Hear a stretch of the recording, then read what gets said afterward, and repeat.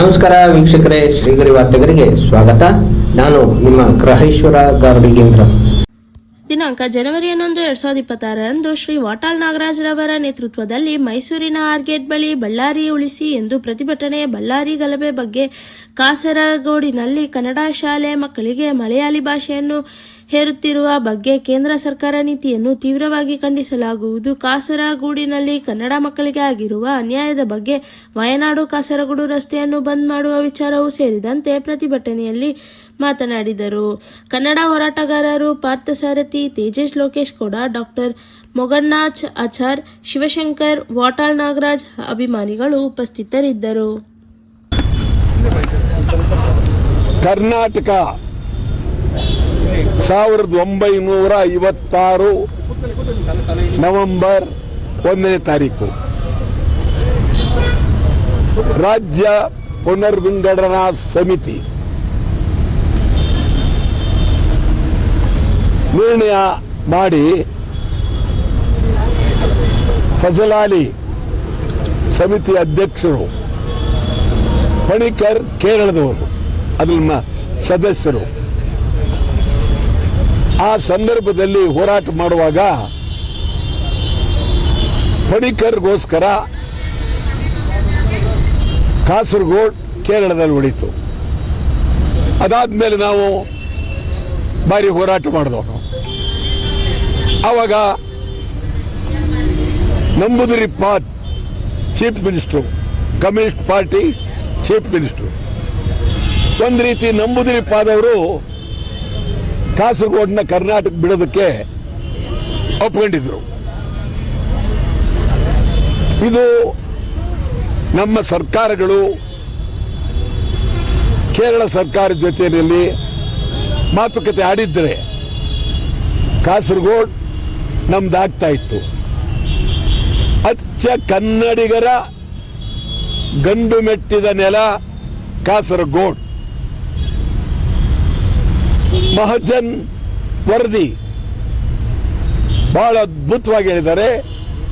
ಕಾಸರಗೋಡು ಕರ್ನಾಟಕಕ್ಕೆ ಸೇರಿದ್ದು, ಬೆಳಗಾವಿ ಕರ್ನಾಟಕಕ್ಕೆ ಸೇರಿದ್ದು, ಸೊಲ್ಲಾಪುರ ಅಕ್ಕಲಕೋಟೆ ಕರ್ನಾಟಕಕ್ಕೆ ಸೇರಿದ್ದು ಸ್ಪಷ್ಟವಾಗಿ ಹೇಳಿದ್ದಾರೆ.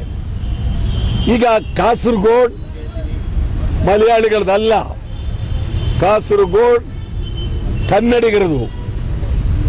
ನೀವು ಕನ್ನಡ ಭಾಷೆಯ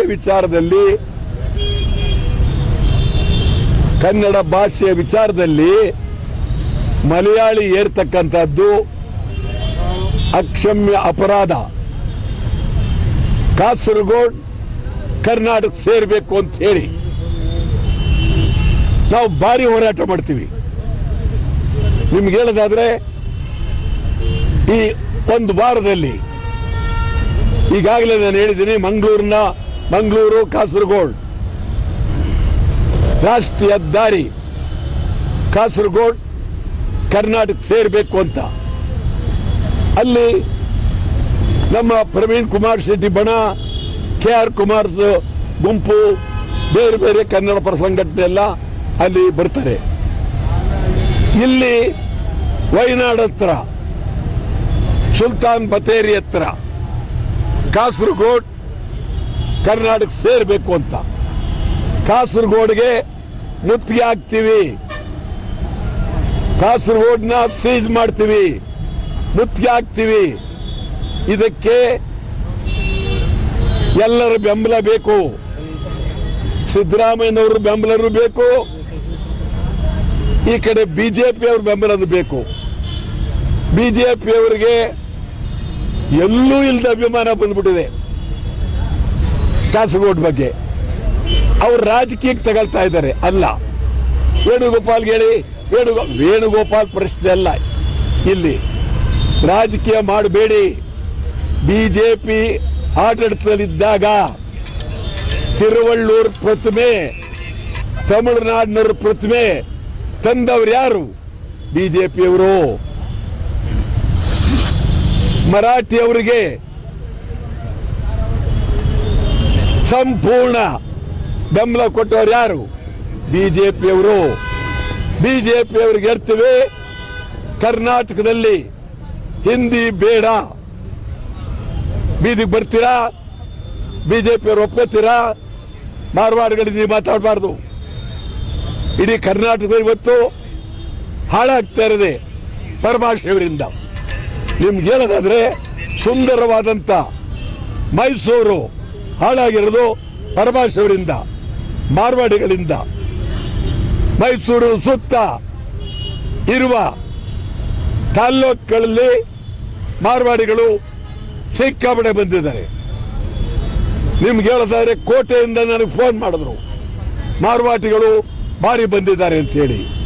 ಬರೀ ಮೈಸೂರು, ಬೆಂಗಳೂರು ಪರಭಾಷೆಯವರ ದಾಳಿ ಆಗಿದೆ. ಇದು ಕರ್ನಾಟಕದ ಮುಖ್ಯಮಂತ್ರಿಗಳು ಗಂಭೀರವಾಗಿ ಯೋಚನೆ ಮಾಡಬೇಕಾಗಿದೆ. ಇವತ್ತಿನ ದಿನ ನಮಗೆ ನಮ್ಮ ಬೇಡಿಕೆ ಕಾಸರಗೋಡು ಕರ್ನಾಟಕ ಬಿಟ್ಟುಕೊಡ್ಲೇಬೇಕು. ಕಾಸರಗೋಡು 100ಕ್ಕೆ 100 ಕನ್ನಡಿಗರ ಆಸ್ತಿ, ಕನ್ನಡಿಗರ ಸ್ವತ್ತು.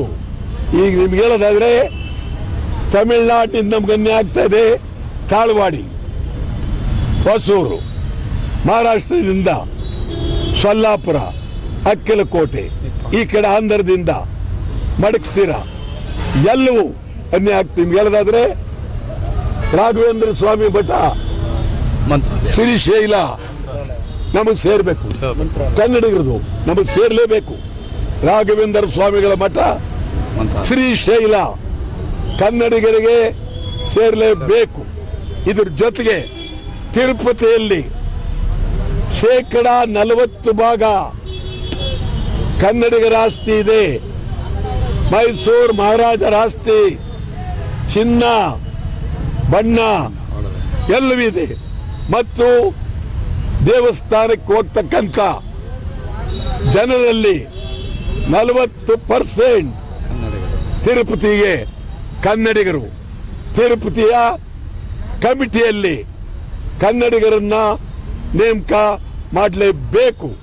ತಿರುಪತಿಯಲ್ಲಿ ಗುಲಾಮರ ರೀತಿ ಕಾಣ್ತಾರೆ, ಜನಗಳನ್ನ ಗುಲಾಮರ ರೀತಿ ನೋಡ್ತಾರೆ. ಇದು ಮೊದಲು ಗಂಭೀರವಾಗಿ ತೀರ್ಮಾನ ಆಗಬೇಕು.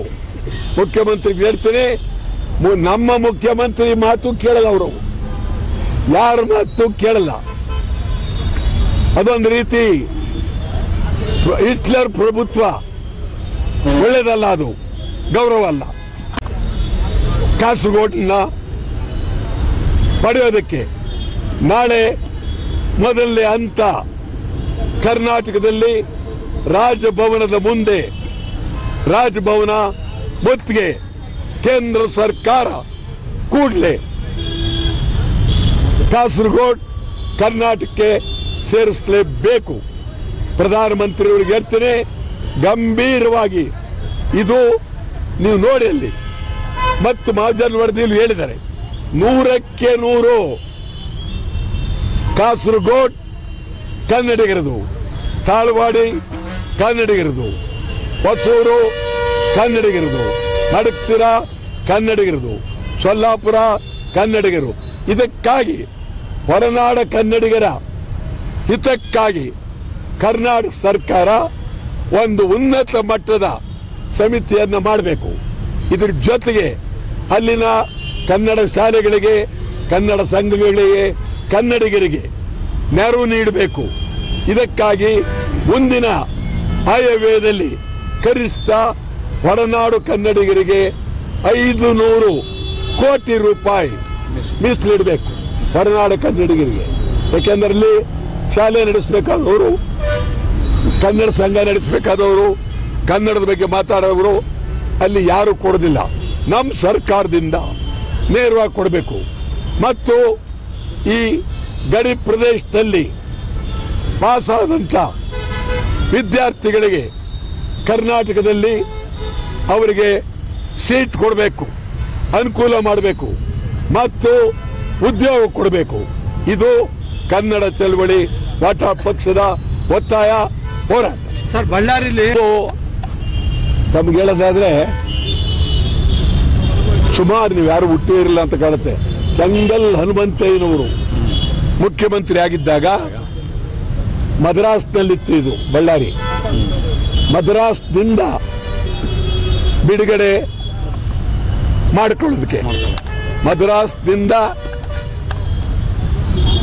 ಮಾಡಿಕೊಳ್ಳೋದಕ್ಕೆ ಬಹಳ ಹೋರಾಟ ಮಾಡಿ ಬಳ್ಳಾರಿಯನ್ನ ಸೇರಿದ್ರು. ಆಗ ಬಳ್ಳಾರಿ ಸೇರಿ 10 ಜಿಲ್ಲೆ ಆಯಿತು.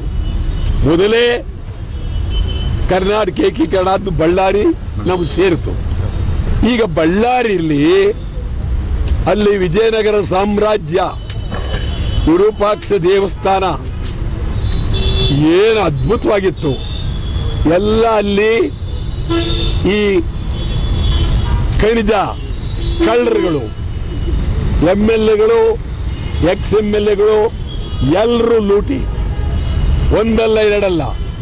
ಇದಲ್ಲದೆ ಜಿಂದಾಲ್ ಕಂಪನಿಯವರಿಗೆ 10,000 ಎಕರೆ ಪ್ರದೇಶವನ್ನ ಕೊಟ್ಟಿದ್ದಾರೆ. ಇದೆಲ್ಲ ನೋಡಿ ಸಂಪೂರ್ಣ ಹಾಳಾಗಿದೆ.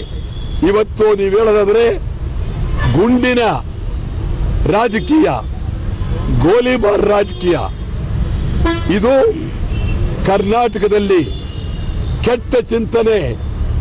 ಒಳ್ಳೆಯದಲ್ಲ, ಇದು ಒಳ್ಳೆಯದಲ್ಲ. ಯಾರಿಗೆ ಕಾರಣಕರ್ತರು ಯಾರು? ಇದು ಹಿಂದೆ ಯಾರಿದ್ದಾರೆ? ಗಡಿ ಪಾರ್ ಮಾಡ್ಬೇಕೆಲ್ಲರೂ ಇಟ್ಕೊಳ್ಳೋಕೆ ಕೂಡ್ದು. ಬಳ್ಳಾರಿ ಉಳಿಬೇಕಾ? ಇವ್ರು ಗಡಿ ಪಾರ್ ಆಗಬೇಕು. ಗಡಿ ಪಾರ್ ಅವ್ರು ಯಾರೇ ಆಗಿರಲಿ, ಕಾಂಗ್ರೆಸ್ ಆಗಿರಲಿ, BJP ಆಗಿರಲಿ, ಗಡಿ ಪಾರ್ ಮಾಡಬೇಕು. BJPಯವರು ಪಾದಯಾತ್ರೆ ಮಾಡ್ತಾ ಇದ್ದಾರೆ. ಯಾಕೆ? ನಿಮ್ಗೇನು ಬೇರೆ ಕೆಲಸ ಇಲ್ವಾ? ನಾಟಕ ಆಡ್ತಾ ಇದ್ದೀರ ನೀವು ಮಾಡಿರೋ ಪಾಪದ ಕೆಲಸ ಹೊಸಿನಾ? ನಿಮ್ಮ ಸರ್ಕಾರದ ಮೇಲೆ ಹಿಂದೆ ನ್ಯಾಯಾಲಯ 8,000 ಕೋಟಿ ಲೂಟಿ ಮಾಡಿದ್ದೀರಿ ಅಂತ ಹೇಳಿ ಹಿಂದಿನ ಮುಖ್ಯಮಂತ್ರಿ ಒಬ್ಬರು ಜೈಲ್ಗೆ ಹೋದರು. ಯಾವಾಗ? ಬಳ್ಳಾರಿ ವಿಚಾರದಲ್ಲಿ BJPಯವರು ಮಾತನಾಡೋದಕ್ಕೆ ಯಾವ ಅಧಿಕಾರವೂ ಇಲ್ಲ. ಸಿದ್ದರಾಮಯ್ಯನವರೇ, ಪ್ರಾಮಾಣಿಕವಾಗಿ ನೀವು ತೀರ್ಮಾನ ತಗೊಳ್ಳೋದಾದ್ರೆ ಯಾರ್ಯಾರು ಅಲ್ಲಿ ಕಾಂಗ್ರೆಸ್ ಇರ್ಬೋದು, BJP ಇರ್ಬೋದು, ಯಾರ್ಯಾರು ಈ ಗೂಂಡಾಗಳಿದ್ದಾರೆ ಎಲ್ಲರನ್ನು ಗಡಿಪಾರು ಮಾಡಬೇಕು.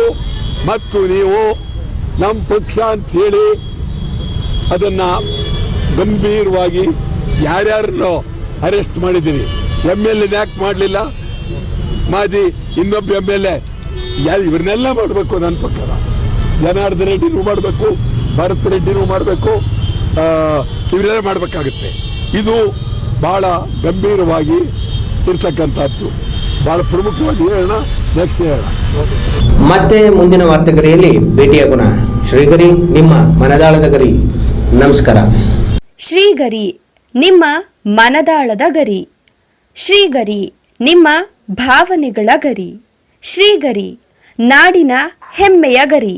ಮನಗಳ ಗರಿದು ಶ್ರೀಗರಿ, ತನು ಮನ ಧನಗಳ ಗರಿದು ಶ್ರೀಗರಿ, ವಿಶ್ವದ ದೇಶದ ನಾಡಿನ ಗರಿದು ಶ್ರೀಗರಿ. ಶ್ರೀಗರಿ ಶ್ರೀಗರಿ ಶ್ರೀಗರಿ ಶ್ರೀಗರಿ ಶ್ರೀಗರಿ, ನಿಮ್ಮ ಮನದಾಳದ ಗರಿ.